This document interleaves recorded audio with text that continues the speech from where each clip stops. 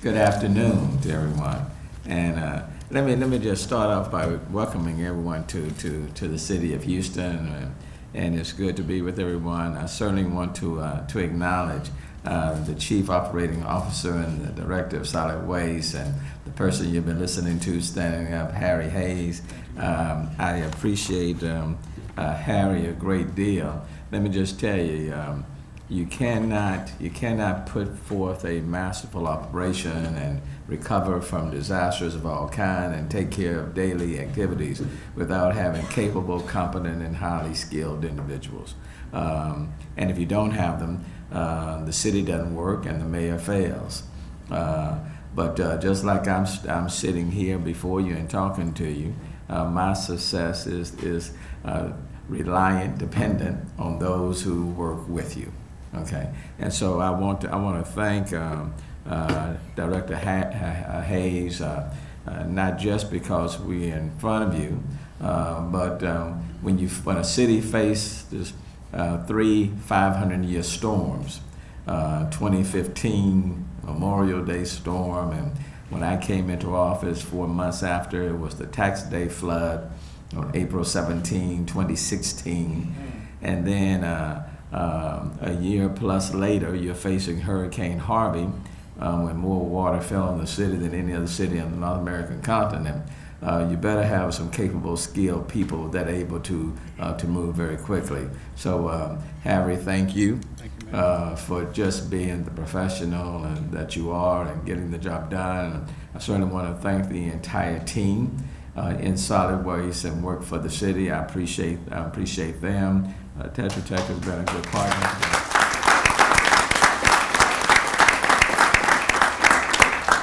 And I'll come back to my own people, but I do want to acknowledge cities like San Antonio. Myself, I want to thank San Antonio for being in our city for weeks on weeks in the Kingwood area. Thank you. I've thanked your mayor, and I'll thank him again, and the city of Austin for coming to our aid again for sending the crews down, being in our city. We would not have been able to move with the speed that we did without the support of the other cities, and I'll forever be grateful for that. Let me just say in the few minutes, just on Hurricane Harvey. A lot of debris. I mean, just a lot of debris on the ground. We had a lot of trucks that were rolling every day. City employees were working every day, 7 days, including Saturdays and Sundays. I appreciate them.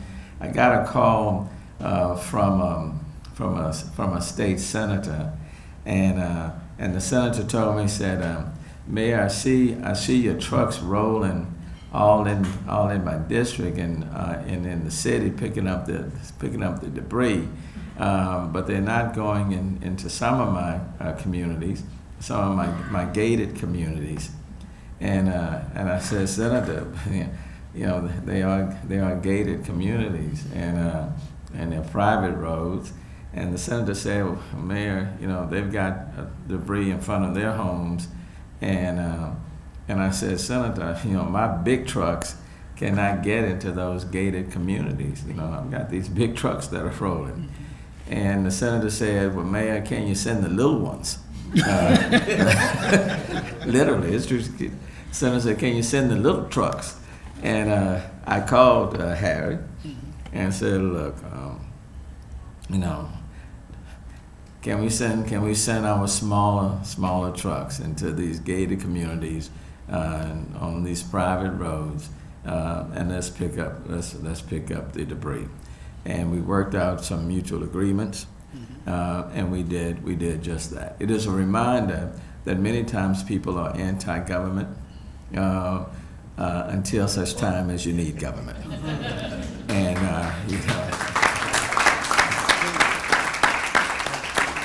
And the reality is, when it comes to natural disasters, it's government that moves. Yes, sir. And people look to government to come to their aid. Now, we work in collaboration with the private sector and other contractors and vendors, But the reality is they look to government. So we were able to get it done. As Harry said, people thought it would take until Christmas to do the first wave. We got it done much sooner than that. And again, it's because of my people in solid waste, the contractors that we were working with, cities, San Antonio and Austin and others that stepped in to help out. So, we've come a long way. We still, needing more equipment. You always need more equipment. We live in a competitive workforce. So when you have the Amazons and other companies that are coming in, that can offer better wages than the city can pay, it's hard to keep drivers. And you can have the best trucks, but if you don't have the drivers, the truck's not moving. And in this city, for example, when we are underneath a revenue cap, self-imposed, that kind of restricts what you can offer. But we need more equipment, we need more drivers. And because we're having to constantly be hiring because people are leaving, and they're leaving for better opportunities. And I can understand that, but we're having to deal with that. But what I will tell you, a solid waste truck in these neighborhoods is just as popular as a police vehicle or an ambulance or a fire truck. And when people see a solid waste truck, they are glad to see one. In fact, just this weekend, I was out in various neighborhoods, and the response. Several people came up. They wanted the solid waste trucks, because whether it's a natural disaster, or whether it's just debris in the neighborhood, on the curb, and people will find places to dump their stuff, okay? And nobody wants to live in a neighborhood where there is stuff piled up, because if you don't get to it soon enough, other stuff will get on top of that stuff. And then you got a problem. We have more calls as it relates just as when it comes to just trash collection than almost anything else. So I just have the utmost appreciation and respect for the people in solid waste. They're on the front line, and they're part of the enhancing the quality of life. So we're moving forward with Hurricane Harvey debris removal. To tell you just how devastating it was for us, FEMA 6 region, they've extended the deadline for debris removal until February of 2019. If that gives you some idea. This storm came through more than a year ago, but they have extended the deadline until February 2019, because when I was out in various communities a few weeks ago, there were people who were still working on there were some people they had not even started repairing their homes, okay? Because some of them are still looking for credible contractors. Mm-hmm. There were some who started their homes and ran out of money. And then there are some who cannot start until the money comes. And the money to rebuild housing, CDBG monies from the feds, the $1.14 billion coming to the city of Houston, those dollars are not scheduled to arrive until December.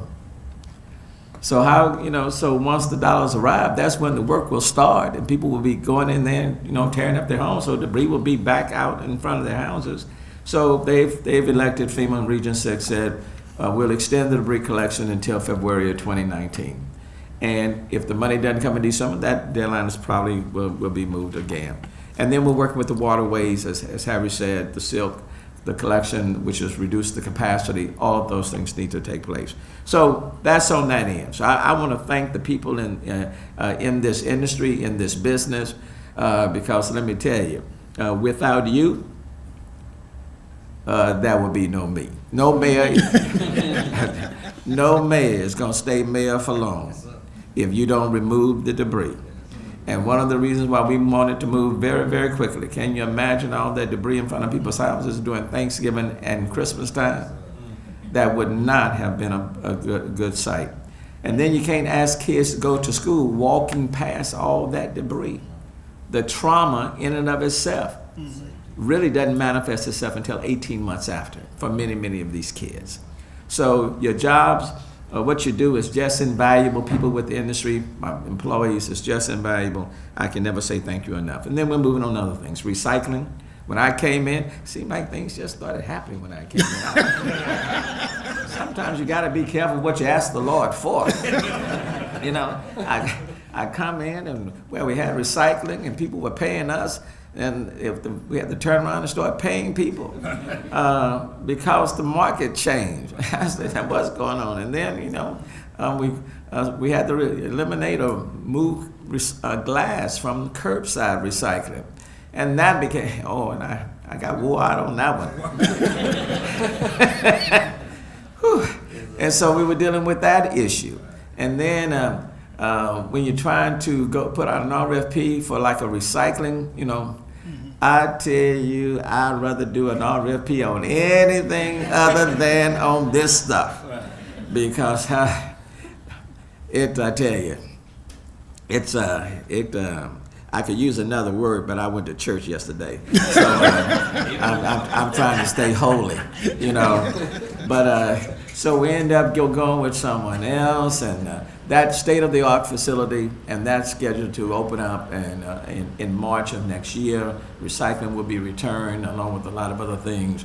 I think the maximum ceiling on that is like $19 per ton, which is about 30% lower than others in the marketplace. And in terms of our current agreement, it will be something like 67% less. So it's a big deal. And then of course China decided to put its restrictions on things, and so things just were happening in the recycling sector. But come March, I think we'll go to state of the art, and we'll be moving on that end. And then, you know, my homeless camps, and I think you're going to be hearing from Mark Eichenbaum about that. And the city of Houston has done remarkably well over the years in reducing this homeless population by more than 60%, if not more. But after Hurricane Harvey, the number on the street spiked, as you can imagine. That number went up.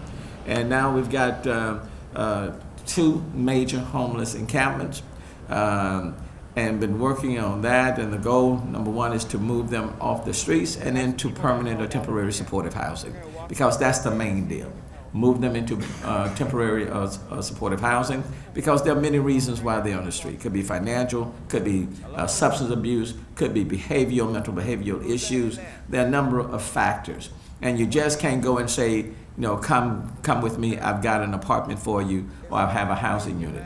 Many times you got to be out there 4, 5, 6, 7 times before you can get them to move. But we were successful in housing about 506 months. So we're trying to be aggressive, but we still have the encampments. And as I go through and talk, you know, there are some things, you know, people shouldn't just be living in any conditions. So I've gone to Harry and said, look, into my health department, we need to clean up the encampments. That is no easy task, to clean up the encampments, because it's not about just going and getting the stick and picking up stuff. I mean, there are health risks even associated with people out there cleaning up the encampments and moving people out temporarily. And you're not just picking up cans and stuff like. In many cases, we had to remove the soil because the soil was contaminated. So that's no easy feat.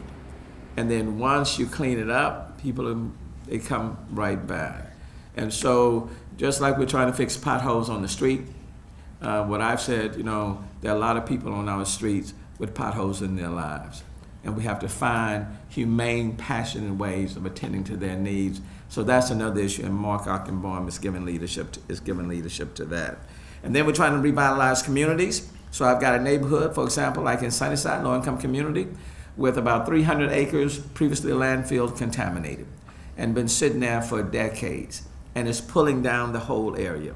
And so the question now is, how do we reimagine, reinvent, redesign those 300 acres? So we've got several proposals out with our aspect of trying to take that and turn that into a solar farm of about 300 acres. And if we can repurpose and turn that into purposeful space and take and redirect some of those revenues into this low-income community, I think we can change that entire area, that entire community. And so we're looking at projects like that. And of course, with the utilization of technology, which is critically important. We just entered into a contract where we can do some tracking and mapping out where our trucks are and what the speed of the trucks will be, similar to what other cities are doing. But state-of-the-art technology is critically important. So let me just stop. I can go on and on. I do want to thank you for being in the city of Houston and all the people who are affiliated in this area. Because it is vital. I put this area, this industry, solid waste, very much up there. We talk about first responders and we talk about police and fire. But let me also say, if you take solid waste employees out of the equation, if you take them out of the equation, you've got a huge mess, quote unquote. But I mean, you got it. City cannot function. And so I want to thank you for what you do. Again, Harry, I want to thank you for his commitment and dedication. All of my city of Houston solid waste employees, I truly value them. And let me just add by saying this, because I'm in a big deal with about pay raises for one of my groups, not this group. But if there's any group of employees that's deserving of more within this city, the people who are out here doing natural disasters and picking up the trash and responding, because Harry will tell you, as I drive through the city, and if I see piles of debris, I'm texting or emailing and saying, hey man, can we come and pick this up? And I've got employees that are stepping up during the weekends or after hours that are doing just that. Because no one, the poorest of individuals, should not have to live next door or close to piles of trash and piles of debris. Low-income persons or communities are not second-class communities. They all deserve to be communities of promise, hope, and inspiration, and you help to make that happen, and I'm very appreciative. So thanks.